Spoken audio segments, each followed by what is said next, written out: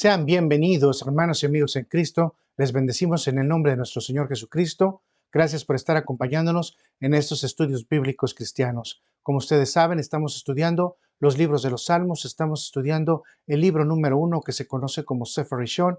Estamos en el Salmo número 36, que se conoce con las letras Lamed y Vat del alfabeto hebreo. Y el Salmo 36 contiene 12 versículos bíblicos que vamos a tratar de desarrollar en tres grandes temáticas. Para aquellos que no me conocen, mi nombre es Luis Enrique Gutiérrez, soy su hermano en Cristo y me pongo a sus órdenes. Permítame orar, por favor. Gracias, Padre Celestial, bendito. Te alabamos, honramos y glorificamos. Te damos todo el honor y toda la gloria porque tú eres el único digno de recibir toda la adoración, Señor. Te pedimos, Señor, por nosotros, Padre Celestial, que somos solamente barro, para que nos llenes de sabiduría, Padre Celestial. Y como dice el Salmo que vamos a estudiar, que tú seas nuestro camino, nuestro manantial, pero especialmente que nos lleves a la luz. Que siempre caminemos en tu verdad, Padre Celestial. Te pedimos, Señor, como dice tu palabra, que nunca nos abandone la verdad, que siempre sigamos el camino que tú nos has trazado y especialmente que podamos ver a nuestro Señor Jesucristo, quien es nuestro Señor y Salvador. Te pedimos, Padre Celestial, que podamos sacar el mayor provecho de esta enseñanza. Te pedimos, Padre Celestial, que podamos elevarnos también en cuanto al camino espiritual para poder seguir hacia la senda que tú nos has marcado, Señor. Sabemos que nosotros no podemos hacer nada sin ti, así que aclamamos tu misericordia, tu fidelidad y tu amor, Señor, porque sabemos que eso tú nos lo das gratuitamente. Gracias por tu gracia, Señor. Te pedimos por todos los hermanos que van a escuchar o aquellos que van a ingresar, Señor, para que tú también les llenes la fuente de su corazón y que sean como manantiales, Padre Celestial, virtiendo el conocimiento a todos los demás. Que les des ese denuedo, esa fuerza, esa energía, esa vitalidad y esa motivación para llevar tu palabra. Gracias, Señor, te lo pedimos todo. En el nombre de nuestro Señor Jesucristo, acompáñanos durante el estudio de este Salmo número 36. Te lo pedimos todo, Padre Celestial. En el nombre de nuestro Señor Jesucristo. Amén, amén y amén. Permítame iniciar con una introducción. El Salmo número 36 tiene una discusión interna. Por un lado, un grupo de estudiosos lo clasifican como un salmo de lamento. Por otro lado, otro grupo lo califica como un salmo de sabiduría. Existe otro grupo más pequeño que lo clasifica como una alabanza general. De cualquier manera, el Salmo muestra dos pensamientos vitales. El primer pensamiento destaca el carácter del malvado y la extensión de su rebeldía que desafía y niega la autoridad de Dios, guiándose estas personas por el instinto del mal. El segundo pensamiento confirma una exaltación del amor inquebrantable de Dios, quien actúa con su misericordia, y Él es quien es el manantial de vida y la luz para todos, pero especialmente para aquellos que le aman. El consejo principal que debemos seguir del relato de este salmo es el siguiente: no debemos de seguir los caminos del mal, pero sí debemos de buscar la fuente de vida y la luz admirable que es Dios a través de su sabiduría. Acompáñame, por favor, a ver los aspectos generales del Salmo.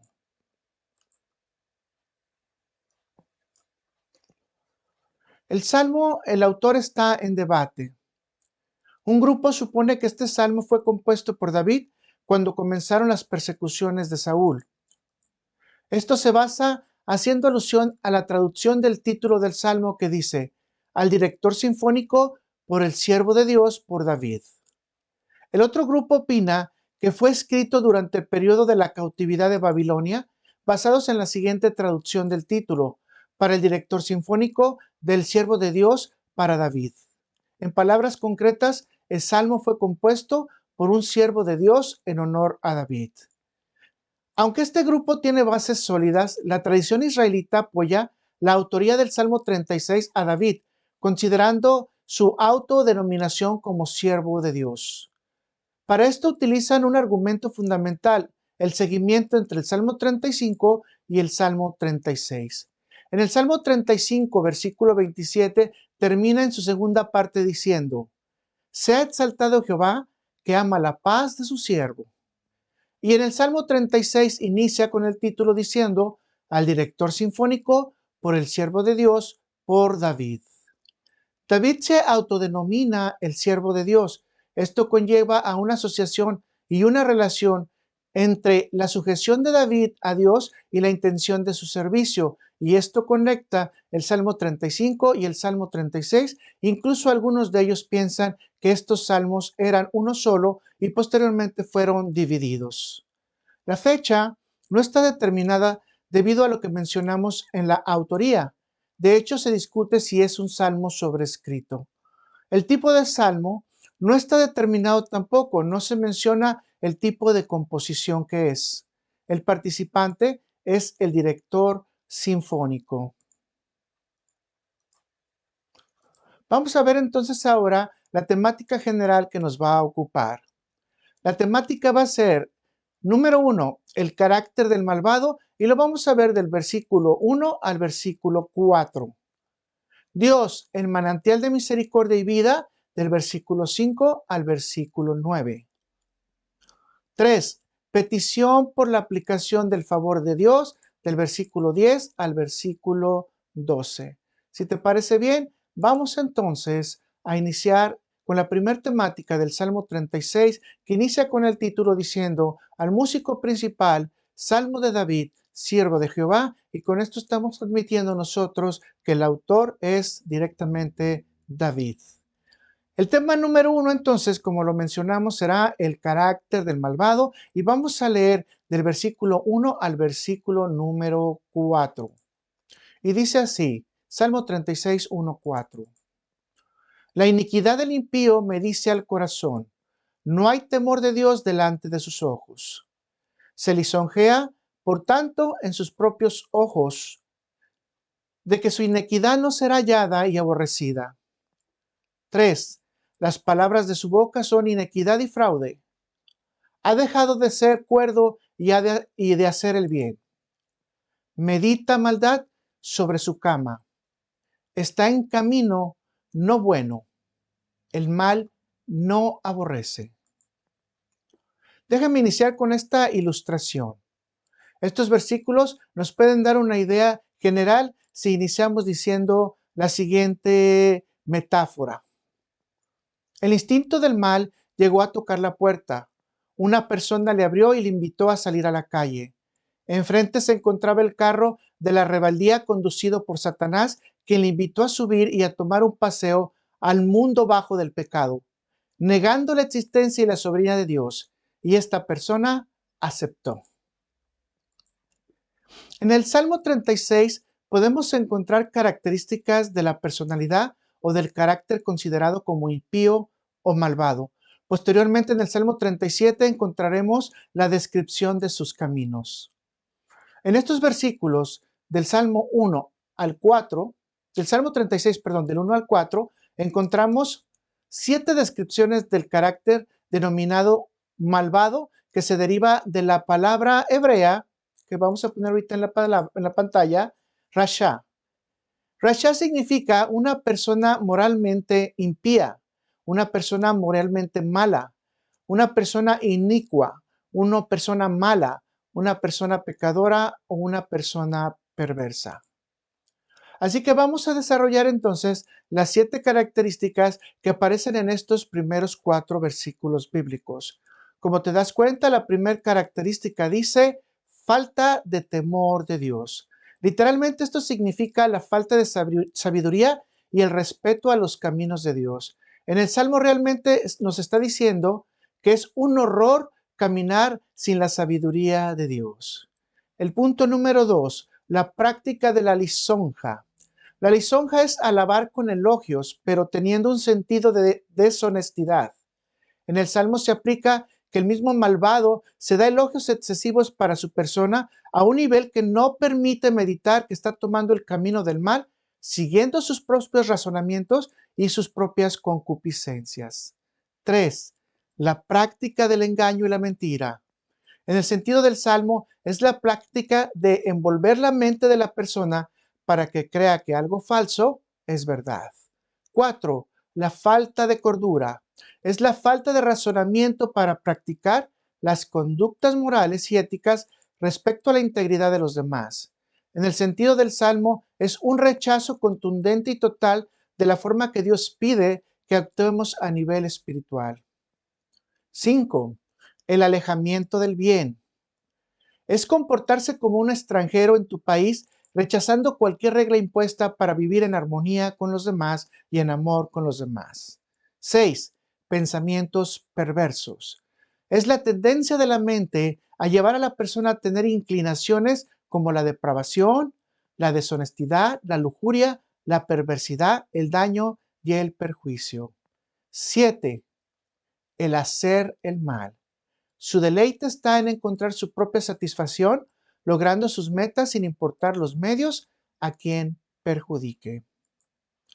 Algunos de estos conceptos los puedes volver a estudiar en el tema número 2, evidencias de un comportamiento no piadoso, que se encuentra en el estudio bíblico del Salmo número 12, y también puedes remitirte al Salmo número 5 y volver a repetir algunos de los conceptos del Salmo número 34.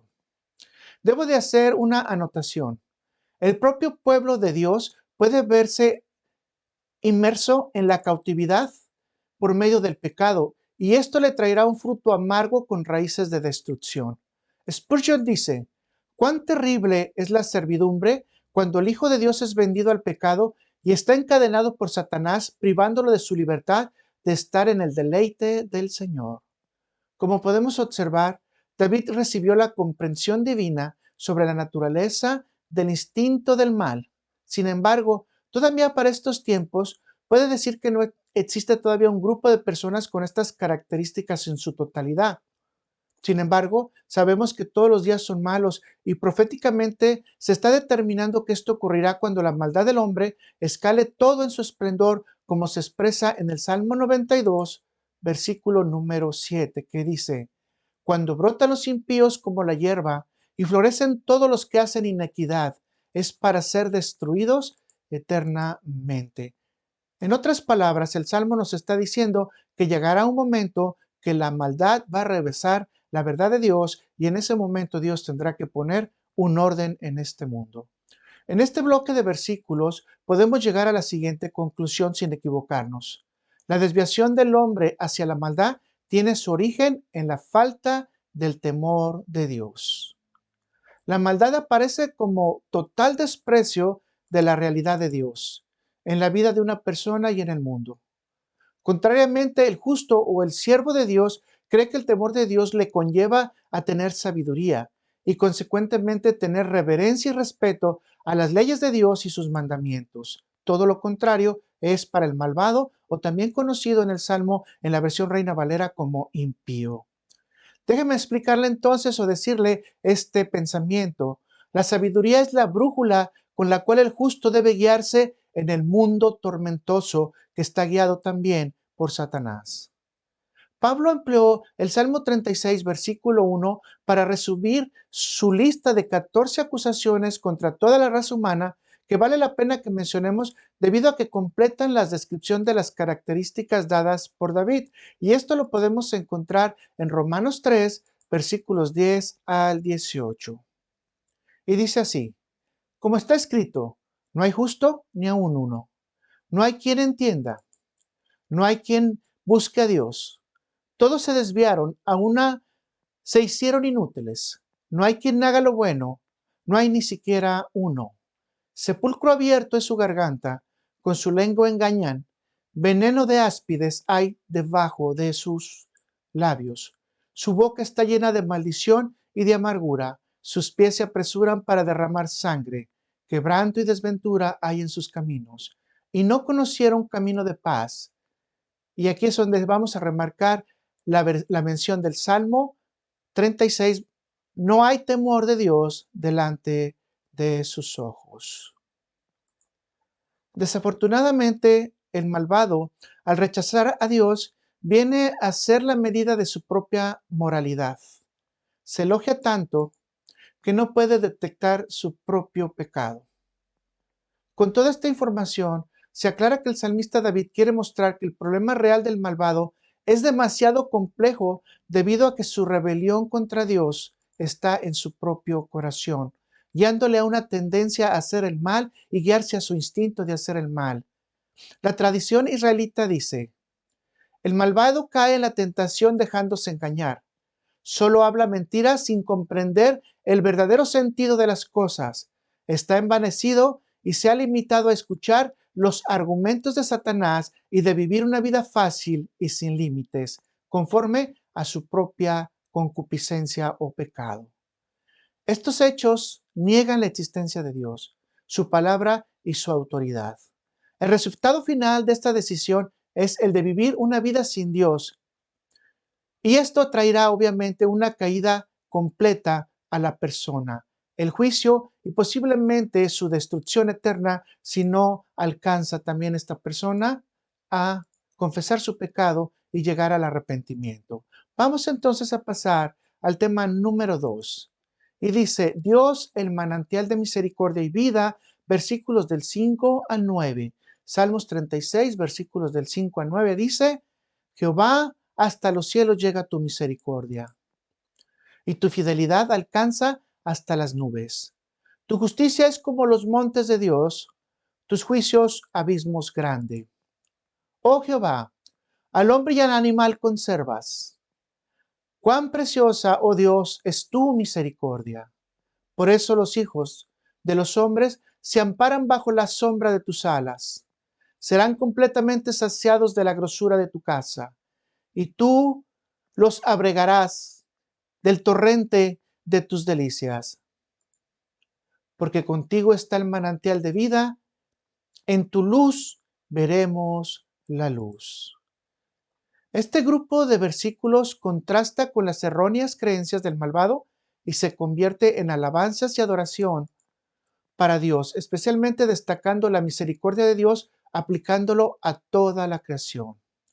La revelación del amor de Dios hacia toda la creación se puede observar en tres grandes sustantivos que se encuentran directamente en este bloque de versículos.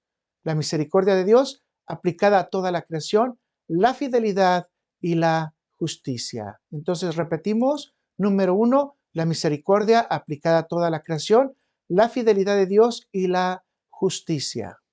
Puede entenderse que la benevolencia de Dios no solo está aplicada en los cielos, sino en toda la tierra y está reflejada en su fidelidad y en la aplicación de su justicia.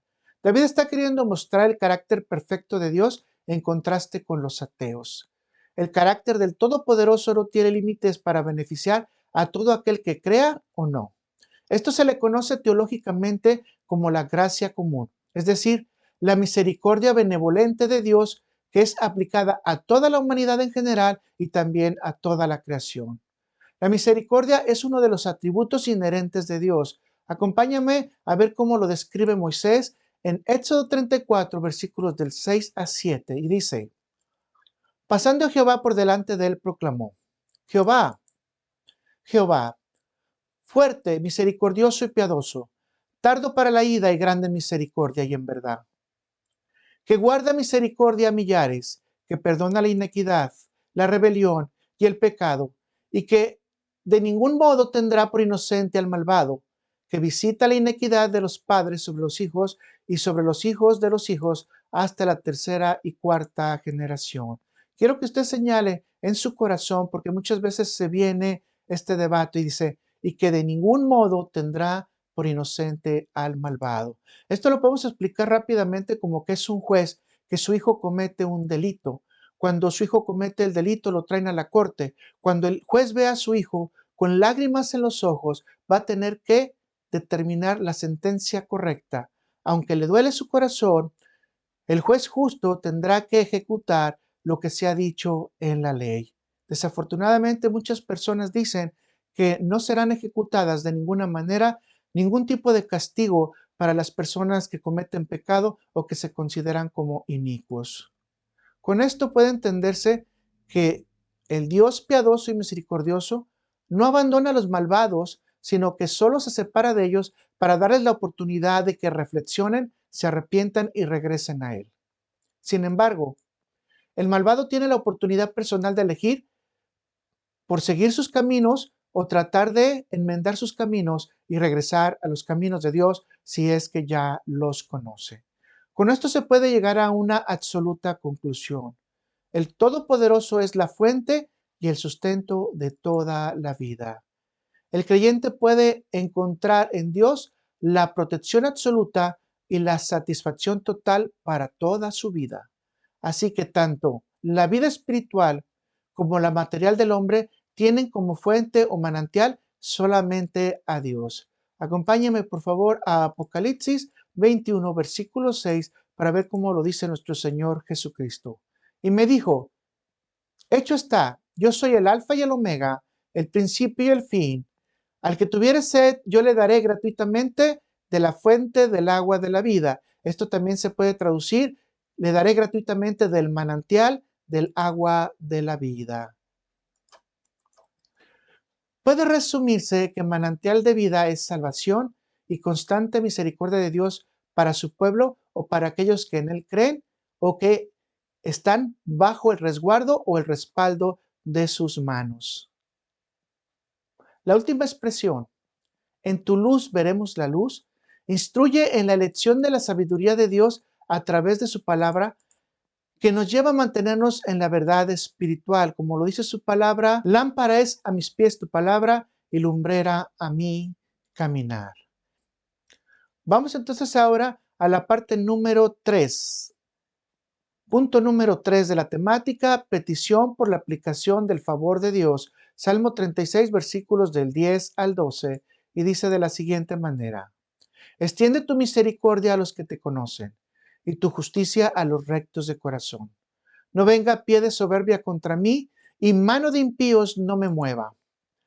Allí cayeron los hacedores de iniquidad, fueron derribados y no podrán levantarse. Este grupo de versículos representa una oración final. El amor de Dios no es una teoría, sino una experiencia real de aquellas personas que lo sienten cerca por medio de la fe en su corazón. David está pidiendo que Dios lo mantenga en este camino, extendiendo su misericordia para que nunca se pierda. La segunda parte de la oración es muy interesante. David solicita que no se le deje seguir un camino semejante al de los malvados, siendo cómplice a través de la soberbia. Por el contrario, David está solicitando la rectitud del corazón para seguir una vida en la santidad. La tercera parte de la oración se encuentra en el Salmo 36, versículo 12, que dice así, como ya lo hemos leído: allí cayeron los hacedores de iniquidad, fueron derribados y no podrán levantarse. Es una expresión contextual que se entiende de la siguiente manera. O sea, para poder explicar esta expresión es necesario ver el contexto de la cultura judía, que lo representa de esta manera. Es como si fuera un dicho popular. Llegó la mercancía, ahí cayó y no se vendió. Por tanto, ahí se quedó para su destrucción. Esto significa que el pecado se puede comprar, pero será muy difícil de vencer, y la consecuencia es una pérdida total en este mundo y en el venidero. Debemos de entender que el Salmo está hablando tanto de los hombres malvados como de los hombres que buscan la santidad, porque ambos pueden caer y tener un comportamiento cegado con la tendencia a hacer el mal. Acompáñenme entonces ahora a Jueces, capítulo 5, versículo 31. Así perezcan todos tus enemigos, oh Jehová, mas los que te aman sean como el sol cuando sale en su fuerza, y la tierra reposó 40 años. El secreto es evidente. Tengo que poner mis ojos en Dios permanentemente, sabiendo que Dios es la fuente de vida inagotable y la luz de su verdad la encontramos en su palabra. Si te parece bien, vamos a ver las preguntas. Con el perfil o carácter del malvado, ¿qué deleites crees que pueda realizar? ¿El creyente nacido de nuevo puede tener una tendencia a hacer el mal? ¿Consideras que una persona que ha hecho mucho mal no tendría derecho a la redención o a la salvación? ¿Por qué Dios tiene una gracia común? ¿Dónde se encuentra la rebelión del malvado? ¿Cómo se aplica la misericordia de Dios en los malvados? Gracias por habernos acompañado durante este tiempo. Esperamos que el Salmo haya sido de edificación y esperamos también que te haya nutrido y dado conceptos que te puedan servir para alejarte de la maldad y seguir la misericordia de Dios. Recuerda que siempre nuestro corazón puede estar tocado por el Yetzer Hara, que es como se conoce la tendencia al mal. Así que oremos al Señor, pidamos al Señor que nosotros no caigamos en eso y como lo hizo David, que no sea ni la soberbia ni ninguna otra tendencia al mal la que nos dirija, sino el que tengamos el temor de Dios para que podamos caminar siempre en sabiduría. Que Dios te acompañe durante esta semana, te llene de bendiciones y muchas gracias por estar con nosotros. Gracias, y si es posible, entonces te podemos ver en el Salmo número 37.